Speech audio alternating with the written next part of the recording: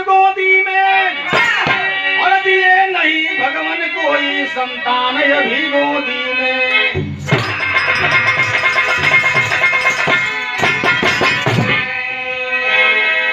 अयोध्या के बात बान पतिये से लगी। अयोध्या के बात बान धोबिया का गवना बियाह हो गल, 7 बरिस बीत गल, मालिक है को गोदी में बाल बच्चा ना देना।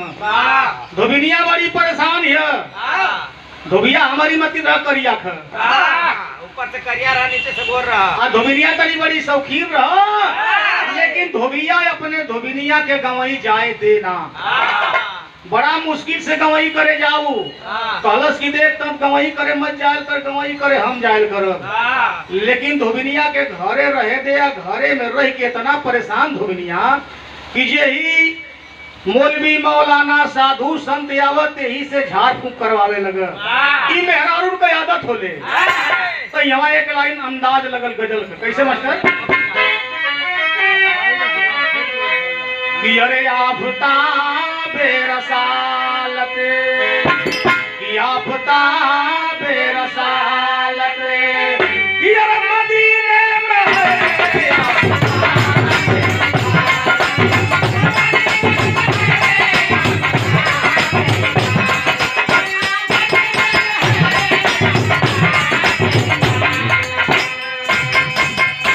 अरे आफताबे रसालत मदीने में है।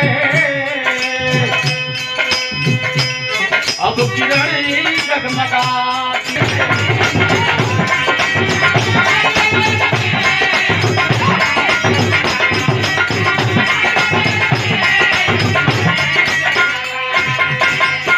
लेकिन विवाह पर गौर करेंगे।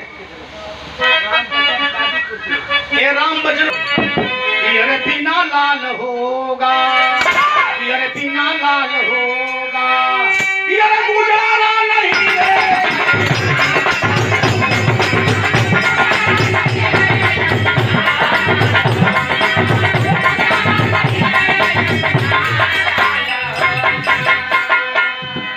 बिना लाल होगा गुजारा नहीं, गोदयबू तक भराए, गोदयबू तक भराए, हमारा नहीं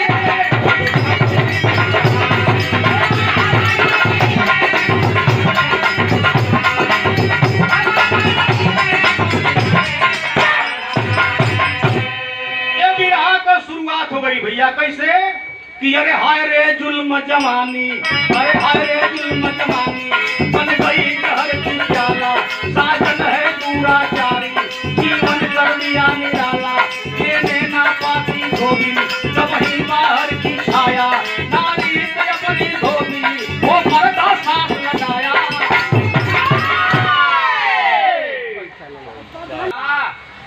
धोबिनिया घर में बैठल, ये कहीं घर से बाहर ना निकले देता धोबिया। धोबिया कहलस की देख देख देख आज हम गवई जाते हैं, आज तो के घर में से बाहर निकले के ना हो। यही अंदर रहो, घर के अंदर बंद रहो, कहीं निकलिए मत। धोबिनिया बेचारी घर के अंदर ये खिड़की तनी सा खोलले है। आज जब खिड़की खोलले है तबले सुबह सुबह के बेला में जब ही धोबिया गवई गयल, तबले नारद जी सितारा टेरत नारायण नारायण करते हुए आ रहे थे। आज धोबिनिया देखलस कहला कि बहुत बढ़िया ऋषि महर्षि हम, तनी अपने भविष्य के बारे में इनसे पूछी बुलाइए। तो धोबिनिया बुलावे लगन नारद जी के। कैसे बुलावे लगल बाबू? तर्ज वर्ज गावे के छोड़ा, तर्ज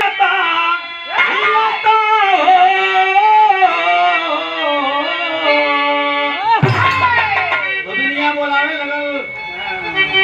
कैसे गवैया? अगर लेडीज गवैया है तो मेहरारून देखल त्योरी चुनरा चुनरा के फुहर पातर गावे। हमन मरद है ना, तो हमन के तनी सा बड़ा दबाए के कोनो बात कहे के पड़ल है भैया। सीख से तो हो। अरे बोला वैले हो नारद के धोबी।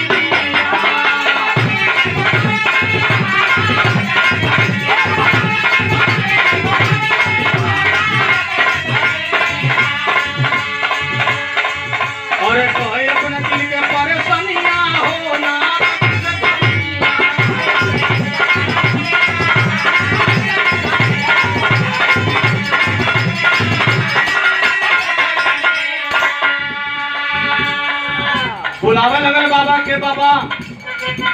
जी अपन सितारा लेके ताकत हुआ।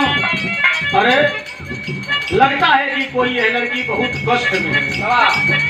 नारद जी सितारा लेके जब पहुंचल हम तो दरवाजा खोल दिल। दुनिया अंदर जब प्रवेश कैला दरवाजा बंद कर दिल। नारद जी पूछे लगल तो दुनिया बतावे लगल कि बीती गई बाबा, बीती गई बाबा मुके सातरे बरिसा।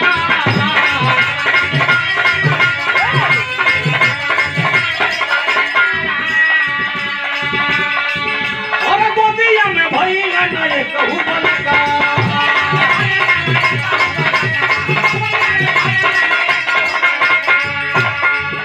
बतावले बतावले बतावले हो नारद से धोबिनी।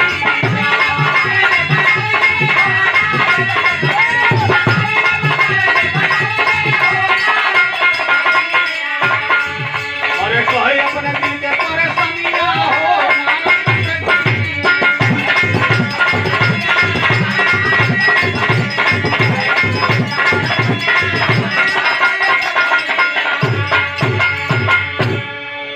बात बतावे लगल। नारद जी पूछना बच्चा बताओ क्या कष्ट है। बतावे लगल कि बाबा 7 बरिस बीत गए, धन दौलत महारटारी ये हमारे कौने काम खातिर। बाबा से यह बात बतियावत है कि बाबा हमके बाल बच्चा आज तक ना भइला। अरे केहू का शराब लग गल कि मालिक का देन बा। इतने बात बतियावत है तो बोले धोबिया गवई से घूम के आ गए। आज जब धोबिया गवई से घूम के आ गए तो दुआरी पर कान लगा लेलस। अभी लोग बतियावत हम फुसुर फुसुर। आ तौले नारद जी पूछना धोबिनिया से की करे। धोबिनिया ई के बोलत है। धोबिया कलश की केवड़िया खोलबी कि नारद। नारद जी का प्राण सनका लगल कि अरे बाप रे बाप ई के बोलत है।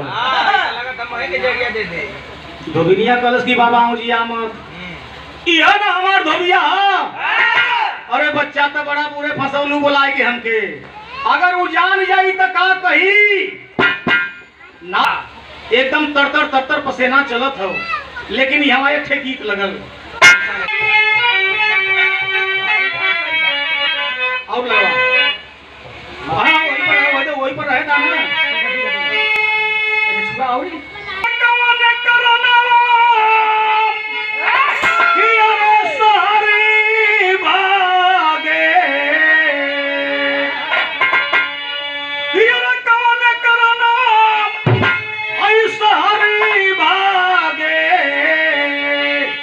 पपिया पपिया के बोलिया जहर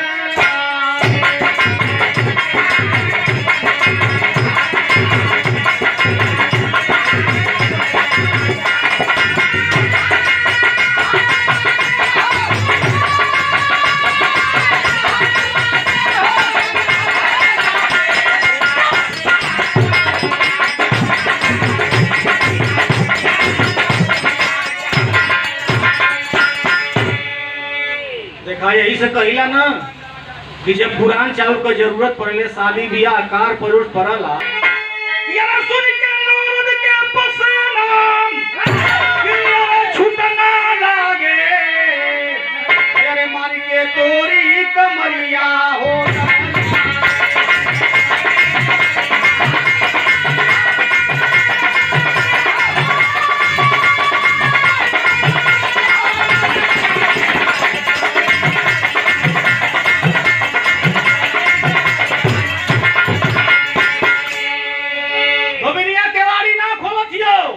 तो सुन के घबराई।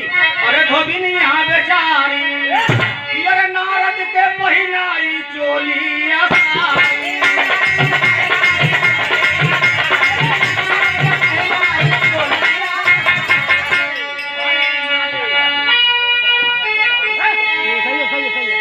नारद जी धीरे धीरे ढीका डाले मन के तोरी कमरिया हो।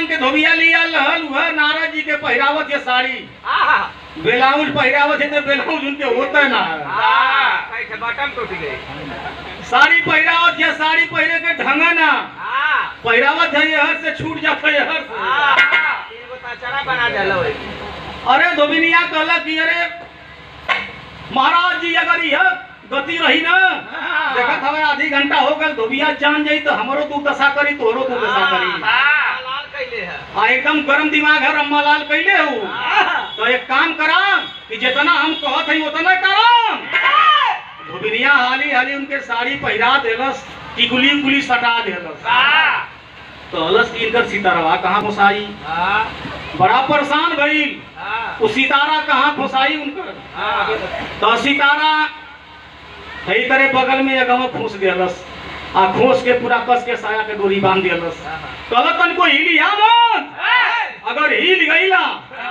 तो समझला कि खैर ना है मिला दे और नारद का प्राण सनकत है कि अरे बाप रे बाप हम तो बड़ा बुरे फंस गईली आए के दादा तब जाके धोबिनिया केवाड़ी खोलस धोबिया कहला करा मारिनिया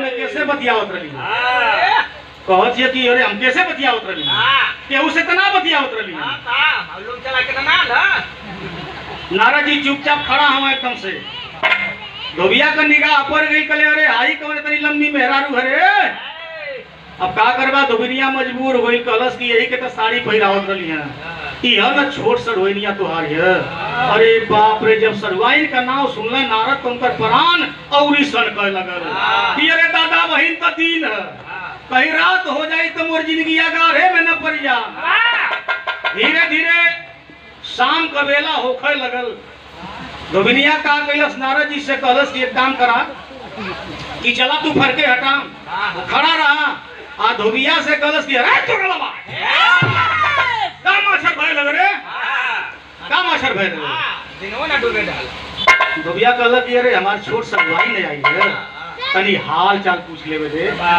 अरे बाप रे जब हाल चाल का नाम नारद सुनत तौरी सन कर लगल एक जन का पसीना हर जाए लगल ए भैया लेकिन धोबिया कहलस कि तनी मजाक कर कैलम कम से कम दिनवा के तो एक ठे गीत लगल यहां कौन गीत लगल मास्टर लगावा गजरी बलमा और गजरी बलमा और गजरी बलमा या रतिया सुतले में जगवले बा ये विरहा जब चले आदमी हमारे परम मित्र नहीं है जब भी हमारी में इनकी में तो समझिए कि नाम लेने में ही कष्ट आ रहा है कहला कि अरे यार बगिया तो ये धुन के गावे इतना लहाय के कि मोर तो उतना करे जब न पहुंच पावाला तो भैया कवन धुन बाऊ है धुन बाई गजरी बलमा गजरी बलमा रतिया सुतले में जगवले बा अरे गजरी बलमा रतिया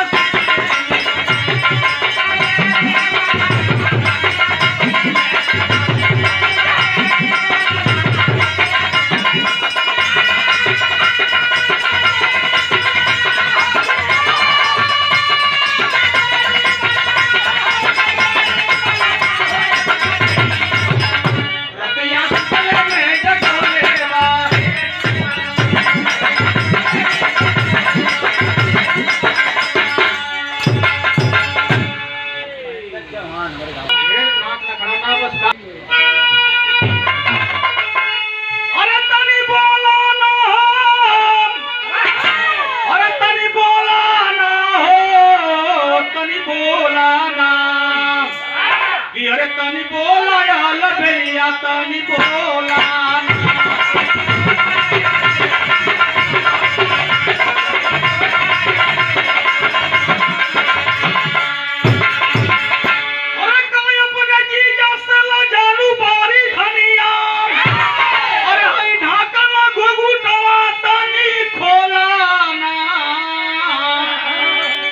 तनी बोला बेलिया तनी बोला भरत यादव ग्राम भुजई से सुंदर पुरस्कार मिला 100 बार नमस्ते प्राम माँ सरस्वती हर मोड़ पर सफल का दिमाग काम ना कर तो का करी धीरे धीरे साँझ होखा लगल तो नारद के उंघाई लगत है न धुंबिए के उंघाई लगत है दुनिया खाना वाना बना के ले गई नारद तिल कलर रे सीजी खा ले लिया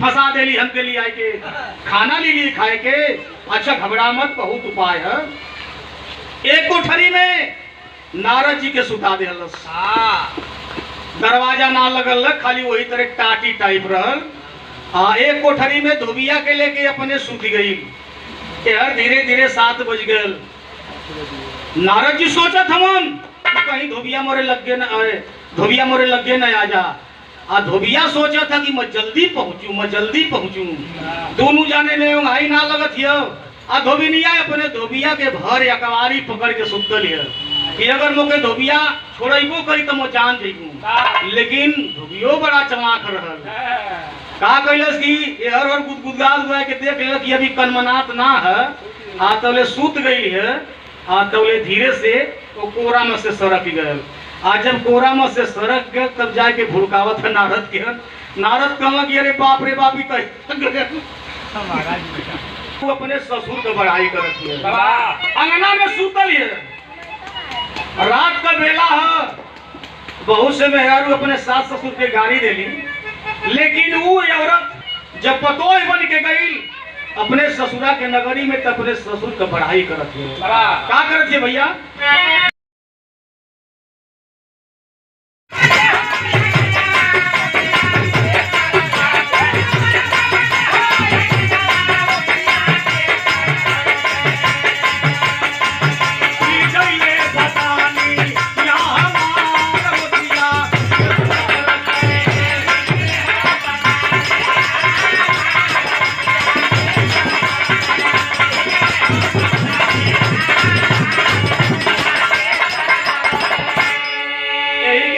बहुत पहले गाँव का गाँव बाबू कि अरे छपरा सहारिया में कि अरे बिकल हो चरखवा देवर मोर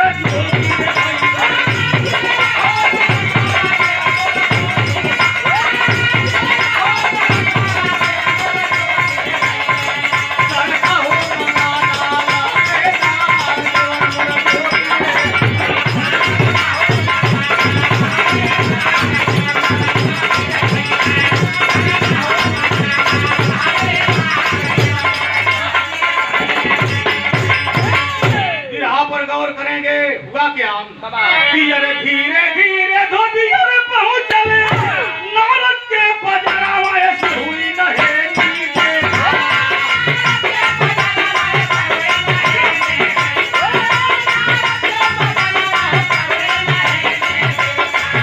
ये पुतरी नजारी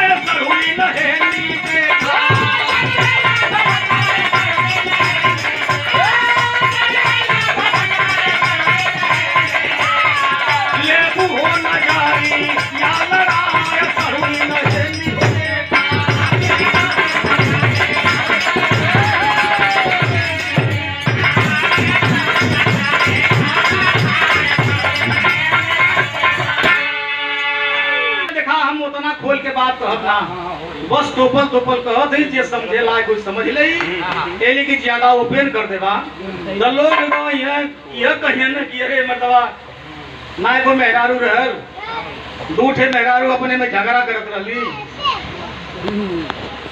अब वो झगड़ा में उनके इना दिमाग में आयल, अरे लजैती ना तोर मर नारद से बदनी होखा लगल। आ जब धक्की धुक्का करे लगल धोबिया नारद से, तो तनी साही घूटवा हट गए। तनी साही टोलस्त गलरे यारी कौन सड़वाई ई साला इधर दर तदर करत है। हई ई कौन सड़वाई है? किरने आवाज लगा ले का रे? ई सारा मोछ लगत है। अच्छा चला, आज के जमाने में बहुत लोगन के ऐसा होला, पहलू ऐसा होत रहल। कहलस कि अच्छा हम एक चीज से पता लगाई कि आखिर में ही सरुआ कि साला मोर सरुआ नाम न कहीं मोर सरुआ नाम न, लेकिन धोबिया कैलस का पपट में लिखे पड़ल।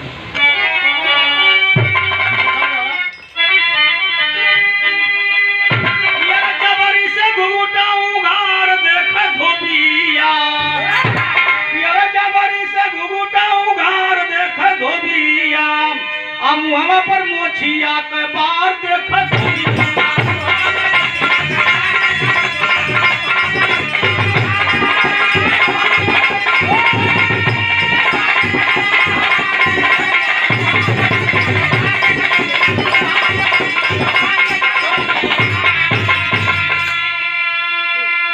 तबो नहीं धोबिया के दिल में सबर होवे हो, असगरो बदनिया मुनि लगल टोवे हो। अब वही लोग के संतोष ना होता, ऊपर से नीचे ले टो गलस। तो बनावटी चीज से या ओरिजिनल चीज से अंतर न होला। तब कहलस की रुका अबे तेरे था ना लगी चला कि अरे नीचा वहां जब जबराती यार देख धोबिया, या फुफुती में खोसला सितार देखा धोबिया।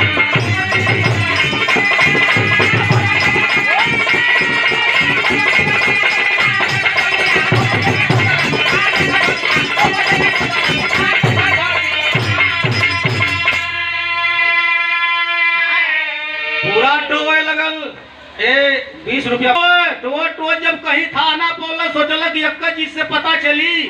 आज जब नीचे हाथ बढ़ावल से देखल कि इतना बड़ा सितार रहल, इतना बड़ा सितार बांधल बा। कलो रे बाप ई का तू के हवा हो? पूरा उनकर साड़ी उड़ी छोड़ देहलस। कलो रे यार ये कैसा जमाया है जी? ये तो बहुत बढ़िया बात जमाया है। अरे यही बताओ महाराज जी की हमारे मेहरारू के कितना दिन से रखले रहा है। जैसे वो करियवा के बाद भाई रंगरेलिया मनावत रही दूसरे के साथे। अब वो पूछा लगा लोबिया, अब उनकर बुद्धि काम ना करत है कि हम का बताई। अब धोबिया मारे गुस्सा में चूर कैलस का आल्हा में लिखे के पड़ल।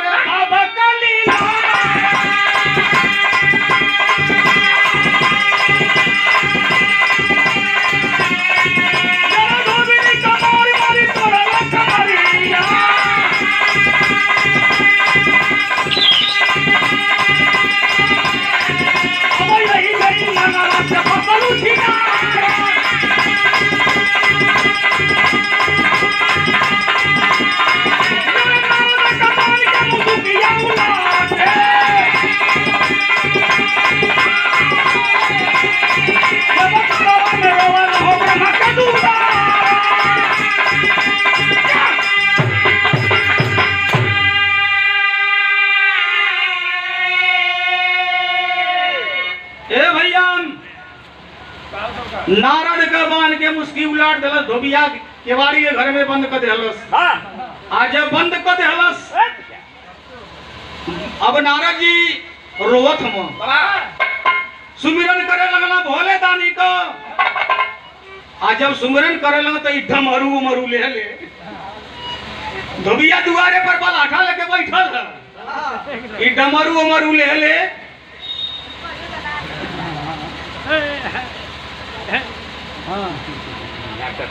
झांकत हम की से जगह है ही नहीं हुरला की ना। तबले धोबिया वही उनके पछेला पर मरलस तू बलाठा डमरू हेरे ढगरा गेल भीतर जाए के नारद जी कहला कि अरे महर्षि आप कैसे? नारद जी कहला कि अरे प्रभु क्या बताऊं कैसे मैं फंस गया। मैं तो फंसा था, आप कैसे आ गए? बोलावे लगला रे तुम ही ने सुमरन किए थे। तबले भगवान भोले और नारद जी ई मिल के सुमरन करे लगना विष्णु जी के। तबले वो आवत हम अपन कट्टा ले ले हो। चक्र ले ले। हाँ ले आवत हम वो ताकत हमारे से जगह मिली घुमावत धोबिया कलो रे एक ठे रहल भाई दू ठे हो गई सर भाई तीसर का कौन अंगूरी पर घुमावत है यही तरह मोरियो में रुआ के अंगूरी पर घुमावत लकाई। तबले गप देव हलल चलो तो पर बलाठा से एकदम चल गई ना अंदर। तीन जाने हो गई मन और तीनों जाने मिल के पुकार करे लगल इंद्रदेव को या ब्रह्मा जी को। ई दोनों जाने एक का सथमो ना धोबिया कलो रे बाप रे बाप ई तो तीन ठहरल हां दू ठे औरी आ गई ना। अब मैं का करूं? इहो लोग जगह दे के घुसल चाहत हम तो दोनों जाने के एक का जाने के तो मरलस कस के आ एक जाने के तनी वो छराह लगल। इहो लोग अंदर हो गए धोबिया कल सब धरती पर जियल ठीक ना हमके हो।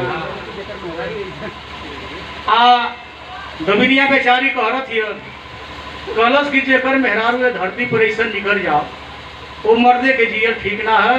ये लोग क्या घर में जरा के छोड़ा ए भैया धोबिया ताला बंद करके आग लगा देलस। अरे वाह। जब आग लगा देलस, जब आग लगा देलस घर जरे लगल तो ये पांचों देवता अग्निदेव को सुमिरन करना। अग्नि माँ प्रकट होकर के माया से अग्नि को बुझा देती हैं। धोबी धोबिन के सुग्गा सुगनी बना देनी। जब सुग्गा सुगनी बना देनी तो भई का खड़ी लगे।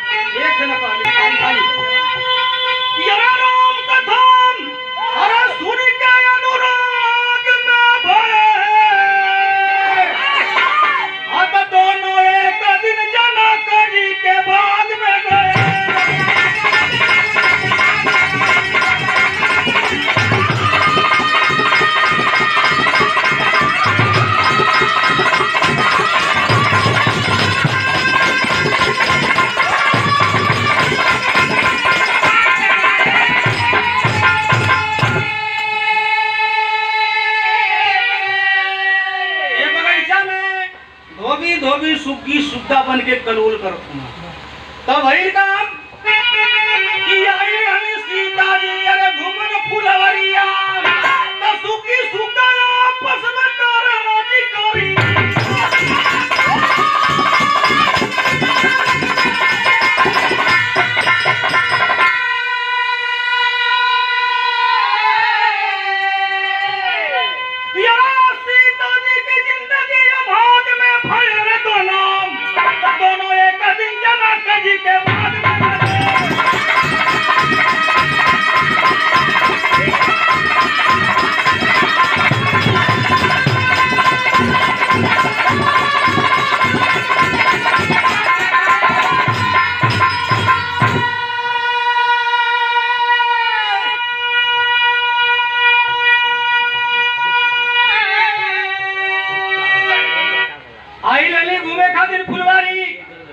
सुगिया बड़ी बढ़िया लगत रहल। सीता जी राम से पकड़वा ले ली।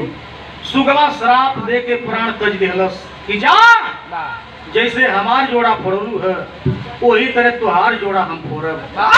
आए भैया हम फिर से वो सुगी सुगा अवधपुर में धोबी धोबी भैया जाके जब जाके धोबी धोबी भैले तो भइल का कि अरे सुगिया के सीता जी लेली पकड़वाई, ये सौंप दे के सुगवा प्राण देहलस गवाई।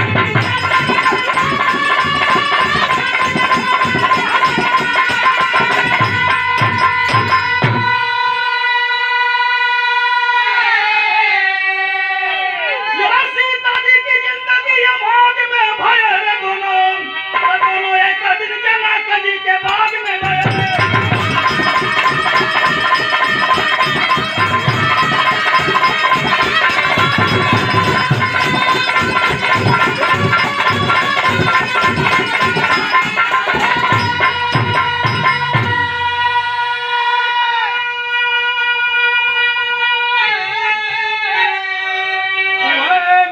धोबिनिया कनिसा घाटे चल गई है, लेट हो गया तो धोबिया ताना मरलस। आज जब धोबिया ताना मरलस की हमू राम ना है, जेकरे मेहरारू के रावण लेके चल गए, वही मेहरारू के फिली आई के रखलाम, हम तो के घर में से निकाल दे। इस संदेश भगवान राम के पास जब पहुंचल, अरे मेरे अयोध्या में एक धोबी ताना मार दिया। वही समय सीता जी के गर्भा अवस्था में अपने राजमहल से निकाल दिए। चलो मास्टर। गुरु बिहारी उर्पतो 6 वर की बलिया।